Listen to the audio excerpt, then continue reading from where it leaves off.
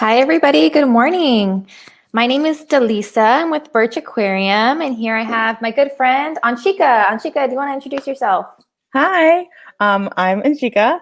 I also am an interpreter here at Birch Aquarium. We love doing these live streams for you to keep in contact with you guys while our aquarium is still closed. Yeah, so it's gonna be a nice, fun time. Yeah, so today we're going to be talking about how you can be a little bit more ocean friendly in this upcoming new year. So we have a lot of fun stuff that we can talk about today, and we also got this great Kelp Cam. If anybody has any questions, please drop them in the chat. We'd love to answer them or talk about any of the animals that you can see here in our exhibit. Like Anshika mentioned, we are still closed, but we're so excited to still be able to connect with you all through events like this. Yeah, and what you're looking at right now is our awesome live Kelp Cam. So this camera is pointed towards an exhibit at Birch Aquarium. Sometimes you might see some of our aquarists walking by it. And so this is totally live where you can see all of these awesome animals that are living at our aquarium. You can just kind of keep track of them. You can actually look at this on your own too if you're ever curious what some of our animals are up to. You can find this on our website. You can just kind of watch it. I know I do sometimes to relax. It's a nice calming thing. It's peaceful. It really is. Anshika, do we want to talk about why kelp forests are important? Yeah, so this right here is really cool. I am such a fan of the kelp forest. And so if you guys have any ideas why you think habitats like this might be important, feel free to put them in the comments. But we can start talking about some of them. As you can see, No wrong answers. no wrong answers, exactly. And as you can see, this kelp creates a really nice environment for animals to live. So kind of similar to a rainforest on land, this creates a nice diverse habitat. You can see all of these awesome fish that are inside of that kelp forest, kind of swimming around, using it as a place to live, using it as kind of shelter and to find food and things like that as well.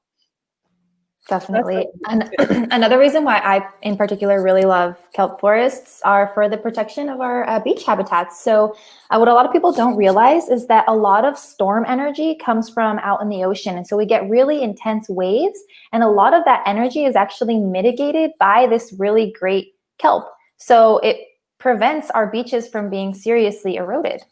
Yeah, and it's really cool. Like if anyone out there is surfers, I know surfers always can notice this on a small scale. Like when they're surfing, if they're surfing near a kelp forest, you'll actually see that kind of you'll see that effect on a smaller scale. So you'll actually see like near the kelp forest how their waves are a lot gentler because there's that physical barrier of the kelp that absorbs a lot of that storm energy.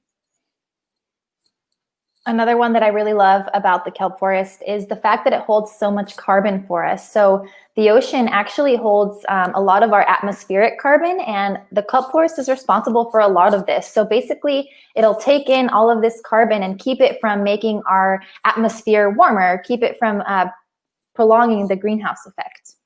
Yeah, and it's really cool because kelp, it's not technically a plant, but it does create oxygen. So it does photosynthesis, and it'll take that carbon in just like plants do. It'll take that carbon in and release out oxygen, which is it's actually a really big generator of oxygen for our entire planet. Seagrasses are really good at that, and it's really cool to see. And Totally agree. And another reason why I love kelp forests is just because they're actually there's a little protein in kelp that's actually used in a lot of products. So if you guys have brushed your teeth today, you've actually already consumed some kelp. I hope you guys have. There's this little product called algin that's used to help bind things together. So it's used in ice cream, toothpaste, paint, kind of a lot of things like that. It's kind of just makes things sticky and it helps things stick together. So it's really useful. I like to use that. I like to tell that to kids a lot, being like, "You ate kelp today," like because a lot of kids think that it might be a little gross. Yeah, kids are funny. So being that we love kelp so much, we wanted to share with you guys our ways in which we do our part to protect the ocean and in turn kelp forests. So in this new year, a lot of us have, these New Year's resolutions, and definitely one of mine, and I'm sure for Anshika, is being a little bit more ocean friendly. So we've compiled some really great options for how you guys can do that. And hopefully we can take on these challenges as well in the new year. Anchika, do you have any particular New Year's resolutions for this upcoming year? Yeah, so one thing I always like to do is whenever I go on walks or on hikes, I love to pick up trash just because I don't want it to end up in the ocean. And one thing I've kind of noticed during COVID is that there's a lot of trash kind of everywhere. And so now I'm hoping that in the new year, that I can be more intentional about my trash pickup. So going out with a glove and a bag so I can keep myself safe in these situations too. So going out, right, protecting myself, but still being able to help protect the environment as well.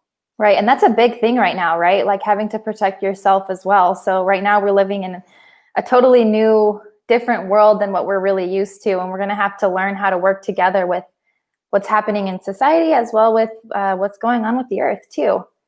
Yeah, cool. I like that. You, Lisa? What's your New Year's resolution? So mine's a little bit more broad. I have committed to doing more things that I love and more things that make me happy. So in particular, one that connects with what we're talking about is a lot more nature walks. So I really enjoy going to the beach, especially at low tide, and just looking at all of the nice seashells that you find on the beach, a lot of critters you can find in the rocks.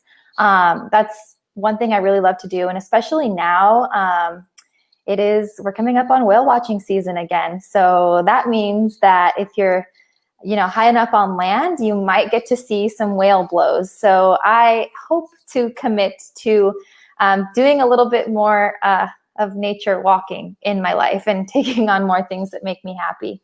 And we would love to hear what your guys' New Year's resolutions are, even if they're not ocean related, but we can find a way to connect it and make it ocean related. But we'd love to hear in the comments what you guys are thinking about this upcoming new year. Yeah, definitely. Yeah. So let us know if you have any questions about the kelp forest, about the ocean in general, or about kind of what you can do to help our oceans.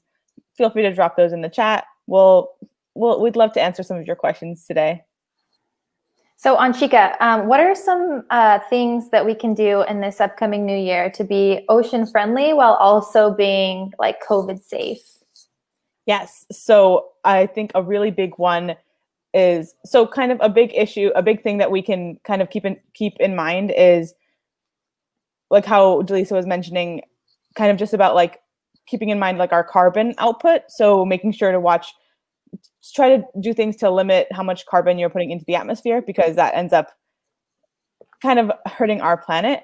One big thing is limiting air travel. And that's something that's already keeping you safe during COVID, is limiting your air travel. But also airplanes have a super big carbon footprint. So kind of limiting air travel, maybe seeing if you can drive places instead, or kind of stay home. Or carpooling. And carpool, exactly, with somebody in your home.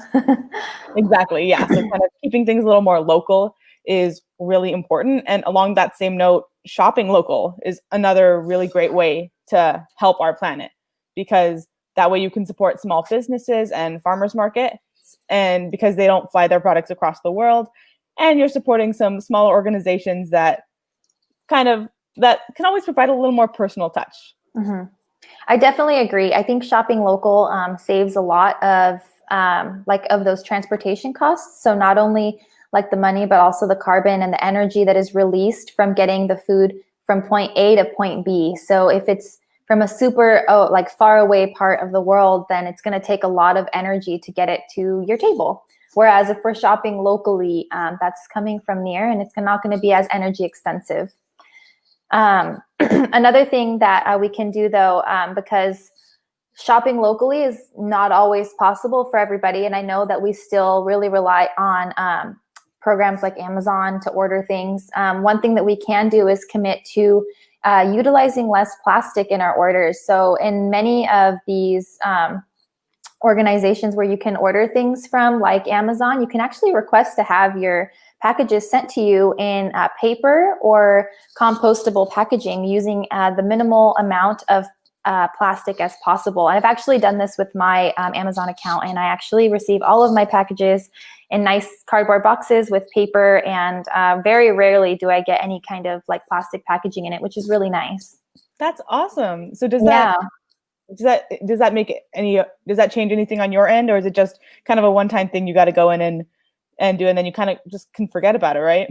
Yeah, you can kind of just forget about it. So what I basically did was went to like the help chat online, and I just went ahead and let the person that I was chatting with know that I'd like for the rest of my packaging to be sustainable and eco-friendly. And they have been really great about that so far, which is great. That's awesome, because I know in this day and age, we can't really avoid, like, a lot of people are online shopping for safety, things like that. So making sure we can be as sustainable as possible with our online shopping is really awesome. And that really, it's such an easy thing to do, and it doesn't affect you in the long run in terms of, like, it doesn't cost anything extra. It's super, it just takes a little bit of time to find the chat and talk to them about that. Right, yeah. Anshika, I know the other day you were telling me about something that I actually didn't know about the PPE, like masks, and how to properly dispose of them in order to be ocean friendly. Do you want to speak to that a little bit? Yes. I thought it was super interesting. Yeah, so it's really interesting. So I know not everyone can use reusable masks, but if you are able to, that's definitely a great way to help our oceans, is using reusable masks. But sometimes I know for safety, it may not always be that easy to use reusable masks. So definitely something that's important is, if you use disposable masks, make sure that before you throw them away, you cut off the loops of the strings, because those strings are perfect size to get tangled around, like, the feet of some animals, like some birds, things like that. So make sure, if you're going to throw away a disposable mask, you just cut that string so it just isn't in the way of our animals. Right. That's great. Yeah, I actually didn't even think of doing that until you brought it up the other day, which is super great, which I'm so glad that you told me. Anshika, do you want to take a break on conservation and answer a question that we got about sea urchins? Because sea urchins are great. We love the kelp forest. So, I mean, let's talk about it. So Matthew Chan asked, are sea urchins still a big threat to the kelp forests? And if so, what is the best way to combat them? So that's a you really want to start? Question. Yeah. Okay. I love this question. Yeah, we could both just go on and on about this, but I'll let you go ahead first. Yeah. So sea urchins are definitely still a big threat to kelp forests, because kelp is some of their favorite food. You might notice that in our exhibit right here, we don't have any sea urchins, and that's because if we had any sea urchins in here, we wouldn't have any more kelp, because they will completely mow down kelp forests. So they're still definitely a big threat. So they always got to be kept in check. Kind of a big thing is just with predators. So in our kelp forests, like our sharks and other animals love to eat sea urchins. So making sure that those populations can stay up is definitely a big way to combat the sea urchins. Definitely. I think in conservation, I really like the approach of preparing the habitat for success and then kind of standing back. So as little human interaction as possible would be the best way to prevent something from going down. So in like terms of sea urchins and them creating barrens by eating all of the kelp, we can just really focus on their really important predators so that they can keep them in check without us having to do much else. Thank you for the question, Matthew. Yeah, that's a great question. Okay.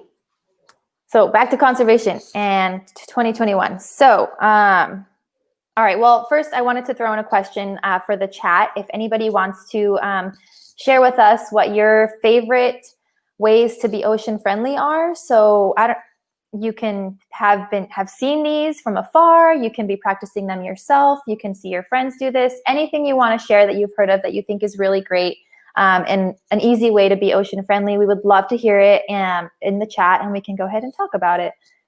Yeah, and it can be things that you want to do or you don't know how to do and would like some advice on. Those kind of things to do as well. Awesome. In the meantime, we can also talk about some of our favorite ways. So one thing that I really have taken in for the past couple years, I've actually, personally, I've chose to go vegetarian. Obviously, I know this isn't like a choice that everybody can make or chooses to make, but definitely reducing your meat intake is really big on reducing your greenhouse gas emissions, so your energy cost and how much carbon you're putting into the environment and thus into the ocean. So that is a big personal step that a lot of people can take, and it doesn't have to be huge. So a lot of people choose to do, say, meatless Mondays or like vegan Fridays, but it's not, you don't have to be perfect, but just a little bit actually goes a really long way. Yes, and one thing that I've heard that I think is really helpful in like being more sustainable is just the concept of thinking about like, we don't need everyone practicing, or we don't need a few people practicing sustainability perfectly. We need a lot of people doing it imperfectly.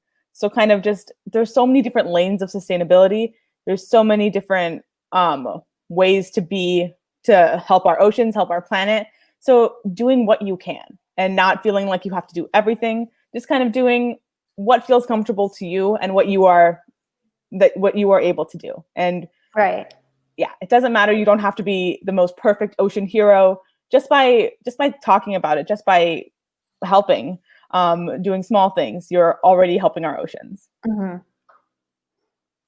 Exactly. What's another way you like to practice being ocean friendly, Anshika?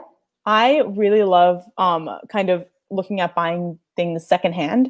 So I am not really that picky. So sometimes and also it's a lot cheaper to do it this way. So going to thrift stores and like buying off of like free and for sale pages, things like that. So products that normally would go into a landfill or get tossed, they can get a whole new home with me. So I love shopping at thrift stores, and I love doing that kind of stuff because also I think it's really cool because sometimes you can find products that have really great stories too. I totally agree. Yeah, I also think that for like buying secondhand, a lot of our clothes are actually made with a lot of plastic. So a lot of synthetic fibers that are woven into them that actually end up in the ocean. And those little synthetic fibers actually they are the most common and most abundant microplastic in the ocean. So they're fibers from our clothes. So buying secondhand is a really, really big thing you can do. And that in turn affects a lot of animals that eat like basically anything in the ocean. One thing that I'm thinking of in particular is a really big animal that eats really, really teensy tiny food that might confuse a microplastic for, say, krill. So the blue whale, for example. Yeah, that's definitely true. So keeping in mind that not like plastic it never decomposes. It just breaks down into smaller and smaller pieces. So even big plastic too, like a water bottle that ends up in the ocean, it'll never disappear. It'll just become those small pieces of microplastics. Mm-hmm. And so keeping in mind that we don't want to let these things get to our ocean is definitely really important. And really anywhere you are in the world, your trash and anything you left behind can and will end up in the ocean. Yes. Yeah. So even if we have some viewers tuning in from the middle of the country, or if you live by the ocean, no matter what you do, your actions can impact the ocean, and the ocean can impact you. So just kind of keeping that in mind is definitely very important. I want to highlight a couple of eco-friendly solutions that a couple people added to our chat. So first, I'll start here with Matthew Chan. Only thing I can think of is using eco-friendly dish soap. Yeah, I totally agree. And honestly, that's something that's small but very important. So just little things like that, having that in the back of your mind when you're shopping, that's so important because you're going to be looking at all of your options and you're going to say, hey, like, I think this is the best option because it's eco-friendly. It's not going to hurt the ocean. Another example of something like this that I like to think of are sunscreens that are not harmful to the waters as well. Yes, that's actually a really big one. I'm glad you brought that up, Delisa, because sunscreens, they have special chemicals in them that actually are really bad for corals. So definitely, once I learned that, I started buying like eco-friendly sunscreen, and that's definitely, it doesn't feel any different. It's not much different in price, and it's just so much better for the environment. So it's definitely something that's a great way if you guys love to go to the beach, things like that. Eco-friendly sunscreen is a great step too. Totally agree. And then another one we got was from Kyle, and he says, every time I go free diving, I pick up any trash I find on the ocean floor. That's awesome. Yeah, it's things like that where you see the trash and you pick it up. That's always really, really useful because not everyone does that. People oftentimes walk by trash. They don't necessarily always pick it up. So that's really awesome that you guys are doing small things to help our planet. And as little as it might seem, I think each organism that you might have saved means the world. So you pick up a hair tie. I, for example, find a lot of hair ties when I'm like out snorkeling or swimming. So I'll always pick them up, and you never know who could have gotten caught in that. And that makes me feel good, just knowing that I saved at least one organism or a couple. Because even like one plastic bag worth of microplastics, that's a lot of small pieces that have kind of avoided going into the ocean because of you. So really everything you do to be an ocean hero is really amazing. Right. We got another one from Cherry. So they said using reusable bags at the grocery, which I really love. I also do that. And we actually have some birch reusable bags, which you can get. I actually love my little birch tote. Try to carry it wherever I can. But that's one thing that is actually really important. So plastic bags, if they end up in the ocean, they can confuse a lot of animals for being a jellyfish, for example. And I can think of one animal, the leatherback sea turtle, that is endangered, one of the 7 species of sea turtles, all of which are endangered. Favorite food is jellyfish. So he looks at a plastic bag and he's like, this is going to be a great snack. But plot twist, it's what you carried your groceries home in. And what happens with them, it's actually like it'll fill up their tummies because it'll seem like it's food, and it'll take up a lot of space in their stomach without giving them any nutrients. So it's not just that it like bothers them in their mouth. It definitely hurts them in the long term too. I really love turtles in particular because they live for so long and they come from millions of years. So they saw the dinosaurs reign and die, and each turtle will actually live for a different amount of time, but most of them live for a pretty long time. So taking a part of their population, like taking one individual, is actually a bigger part of a population than would, say, a smaller fish. So I love the sea turtles. Me too. And along the same notes of plastic pollution, some other great ways to be ocean friendly. So we were talking about using reusable products, but another great thing is just kind of, instead of using like the reduce, reuse, recycle, bringing in like the refuse part of it too, and kind of avoiding, like, if you can refuse single-use plastics, that's always a great thing to keep in mind as well. Just if you don't need it, like if you're getting takeout and you're about to go home and eat it, why get the plastic utensils and things like that? You can just go home and use your own utensils. I totally agree. And I also think that when you choose to take on those kinds of stances, I think people around you also learn from that. So if you say, hey, like, I'm going to actually not choose to use these single-use plastics, then all of your friends will too. And it ends into this really big ripple effect, hopefully. But I think also the other thing about reduce, reuse, recycle, but then adding that refuse, is that the reduce, reuse, recycle is actually energy extensive in itself. So it actually requires a lot of energy to even break down these, say, like recyclable plastics. So by stopping it before the cycle even starts, you're actually doing a really big part. And along that, and if you, let's say like you can't necessarily refuse it, like you end up needing the plastic or things like that, you need the product, a great thing to do is also upcycle.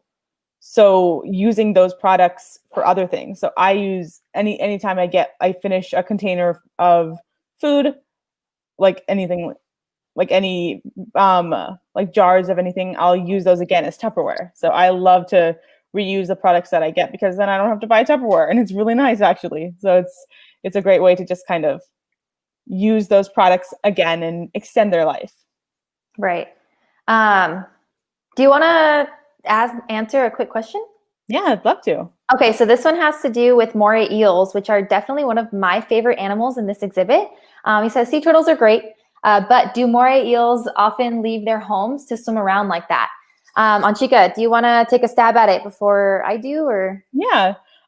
So I know that moray eels love to live in caves, and they're, as you can see in this Kelp Cam, they're pretty slow swimmers. So I think for the most part, they don't really leave their homes too much. They'll kind of stay stay inside, and they're also nocturnal. So they won't really, like in the wild, they won't really do much during the day. They'll kind of just nap.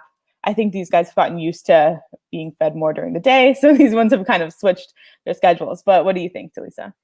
Yeah, no, I was going to say basically something exactly along the lines of exactly what you said. So basically, we always see them kind of hiding in these caves. They're kind of like intertwined in the kelp, which a lot of people actually worry about them, which is honestly super cute. I love that everybody's like, are your eels okay?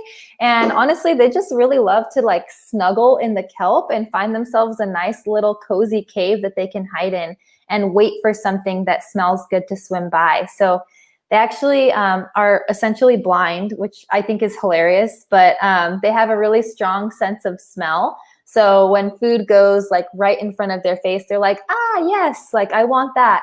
Then they'll chomp it with their first jaw. And then there's another set of jaws near the start of their throat, which helps push that food down into their bodies. So eels are amazing.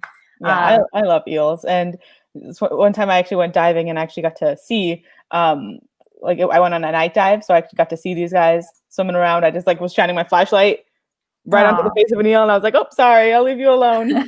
He's like, "Hello."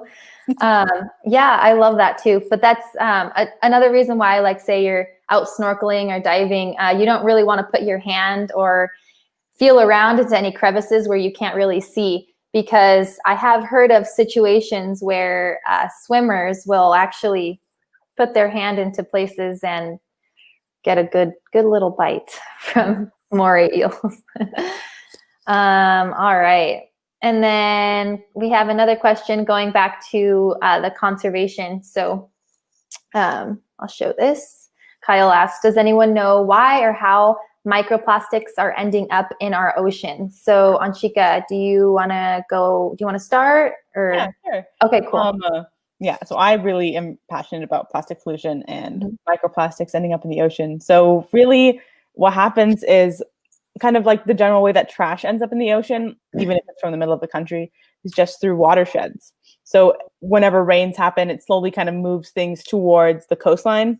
And the journey from the middle of the country to the coast will take a long time, but it'll happen. So all of these like plastic bottles, plastic bags, kind of all of this stuff, if it ends up not getting disposed of properly, it'll end up in the ocean, where with the sun beating down on it and the salt water kind of hitting it, it starts to break down.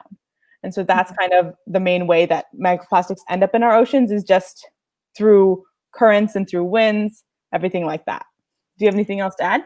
I do, yeah. So another part of microplastics getting into the ocean is the fact that microplastics are actually thriving in our atmosphere as a whole. So Scripps Oceanography actually did a research project where they essentially flew a plane with double-sided sticky tape through the atmosphere. And at the end of that short flight, they analyzed what was stuck to that tape. And what they found was a whole bunch of microplastics just floating in our atmosphere. And that's really interesting, because not only will those microplastics eventually settle down into our oceans and even onto land, but when it rains, they're also going to be pushed down into the ocean as well, and into our watersheds, like you were saying. That's really crazy, because I definitely didn't realize that they were kind of just like hanging out in the atmosphere too. So Right. I always knew that they were kind of on land and in the ocean, but I guess with the particles being so small, they can kind of be suspended in the atmosphere too. The good thing is there are a lot of ways that we can combat this. So while microplastics are a big issue, I think having people like you guys who really care about this stuff and have it in the back of their minds when, as a consumer, for example, when you're buying your clothes, when you're buying your dish soap, you're buying your laundry soap, being cognizant of how you can be more ocean friendly in reducing your plastic pollution. Yes. Yeah, that's definitely a really important thing. And it's kind of crazy to think along those same lines about like microplastic being in the atmosphere. I actually recently learned about how microplastics were found on the top of Mount Everest as well, which is kind of crazy to think that it's become so ubiquitous, so kind of everywhere, that it gets found at the deep, like pollution is found at the deepest of the oceans to the highest points on the planet. And knowing that we can do our part to kind of help against this problem is definitely really empowering. Right. Yeah. All right. So you want to move into another resolution that we can throw out? Yeah. Let's see. So Okay.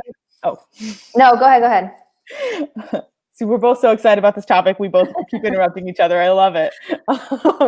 So one thing that's definitely a great way to kind of be a more intentional consumer and more aware of what you're doing is just when you're visiting different restaurants, kind of being aware of how they're being sustainable. I know there's a lot of great restaurants in San Diego and kind of all around the world too that are actively being sustainable. So, Delisa, you were telling me about some way that some place that has all this information compiled, right? Yeah, I really like to use on the Surfrider website, they actually have a program that has restaurants that are qualified like ocean friendly. And so it's really great because you can look through all of these and they're all local to San Diego, and you can actually find which ones are certified like this. So you can support your local businesses and also support the ocean, which is really great. So these restaurants will have, say, compost bins. They'll be using like sustainable single-use dinnerware. They'll be using less water. They'll be less water intensive. And all of these go into that one certification, and they have a really nice list. So that's going to be on the Surfrider website, which is really great. One of my favorite organizations as well.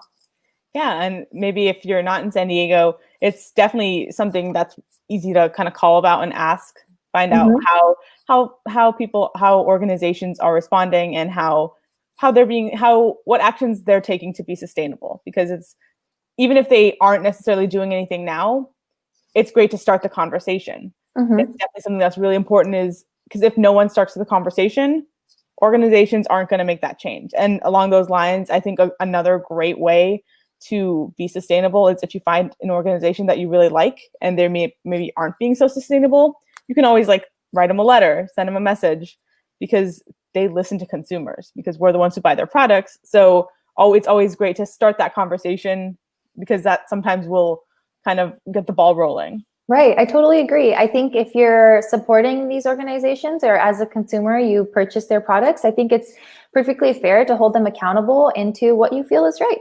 So I think like at least sharing your opinion or sharing how you feel would be super great and valuable to these corporations. Yeah.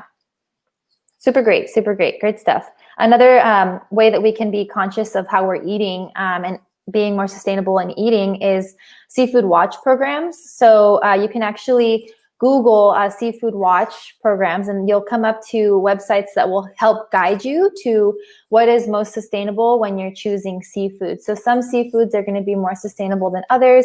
For example, a longer lived fish might be less sustainable than eating something that lives for a short time. Like we were talking about the turtles, but yeah, and that can guides like that can actually help you choose when you're at the supermarket. So yes, yeah, and it's really, really interesting because there's different ways that seafood is caught, and seafood is such an important part of a lot of people's livelihood and a lot of people's diets as well.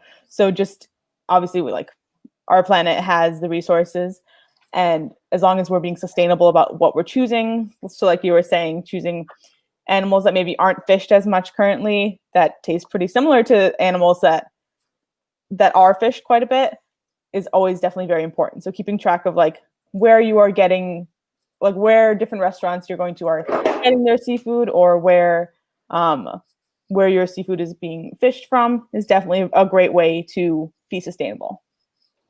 Yeah, another general rule of thumb that I like to take when I'm choosing the food that I'm eating is sticking to the outer edge of the supermarket.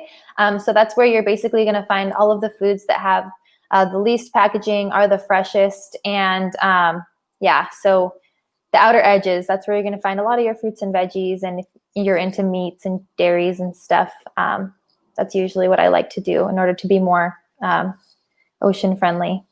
Yeah, and along those lines, another thing you can do at a supermarket is kind of buy a little more in bulk. So rather than buying smaller items that last a little less time. You can buy bigger packages of things because there's less overall plastic, like comparatively to like buying like 5 small packages versus buying one big package of like almonds or something like that. That just creates less plastic waste, and you don't have to go grocery shopping as much. It's a win-win. Yeah, exactly. That way you can stay safe, safer at home. You don't have to make as many grocery trips. So yeah, like you said, it's a win-win. Both we get to stay COVID safe and we get to save the ocean a little bit better. All right, so we're coming up to the end, but if I could leave you guys with anything, I would highly recommend taking a nature walk or taking a breath of fresh air and going outside and viewing the wonderful nature that we have, especially if you're close to the ocean, going out, and if you have binoculars, looking out for some whale blows. You just might catch some now. I think connecting with nature is one of the greatest things you can do, because when people see how much you love nature, then that spreads all around you. Yes, definitely. And also starting these conversations with other people too. So just kind of taking what you're learning and what you're seeing and all these connections you're making with the outdoors, bringing those to other people too. That I think that's a great way to like kind of spark interest in others, is just because like Delisa and I we can talk about this stuff forever. And we definitely try to spark interest in others all the time. So that's a great way as well. Right. And then reminder that you don't have to be perfect. We'd rather have everybody doing it imperfectly than a few people doing it perfectly. So. Exactly. So just doing what you can is always important. And that's all you can do. You just kind of do what you're able to. All right. Well, I wish you a very happy new year from Birch Aquarium. Like we mentioned, we are closed, but we will still continue to connect with you all on Facebook, YouTube, all of the above. So we hope to stay connected. Keep sending us questions. We can hopefully reach out to you. Thanks again. And remember, this the Kelp Cam is up on our website 24/7. So if you ever are curious what some of our animals are up to, feel free to go to our website. You can just Google like Birch Kelp Cam and you can find this awesome link. Sometimes you might see divers in there. It's always a nice thing to look at if you're ever curious about some of our animals. Right. And you can always shoot us questions about what you see, about identification of the animals, all that fun stuff. Awesome. Awesome. All right. Bye, everybody. Bye. Thank you.